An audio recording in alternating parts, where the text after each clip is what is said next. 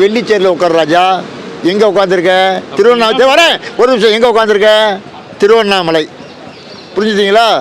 சிவன் சொத்து கொலை நாசம். புரிஞ்சுக்கணும். சிவன் சொத்து கொலை நாசம். நீ யாருமே எந்த இடத்துல உட்காந்து வெள்ளிச்சேரியில் உட்காந்து காலுக்கு மேலே கால் நின்றுக்கிட்டு கால் வச்சு நிற்கிற நடராஜர் மாதிரி இருக்கிற எங்கள் தலைவர் எங்கள் சிவன் முன்னால் நீ அங்கே திருவண்ணாமலை நல்லா புரிஞ்சுக்கணும். சில ஊருக்கெல்லாம் போயிட்டு வந்தவங்கலாம் போண்டியாக இருக்கான். சில ஊருக்கு போனவங்களாம் அடுத்த எலெக்ஷன்லாம் காணாமல் போயிருக்கான். இப்போ இதுக்கே ஒரு பானை சோதருக்கு ஒரு சோறு உதாரணம். எந்த கோயிலில் எந்த மலையில் எவ்வளோ பேர் புண்ணிய பணம் போகிற ஸ்தானத்தில் எத்தனை முனிவர்கள் அங்கே இருக்கிற இடத்துல ஒரு புண்ணிய பூமியில் கிரிவல நடப்பாதையில் எவ்வளோ ஃபேமஸான உலக பேர் பெற்ற இடத்துல ஒரு சிவன் முன்னால் எவ்வளோ தெனாவுட்டு இருந்தால் தில் இருந்தால் இதில் வேற கட்சிக்காரங்க வேறு கொஞ்சமாவது மூலம் வேண்டாம் மேடம் உங்களுக்கு.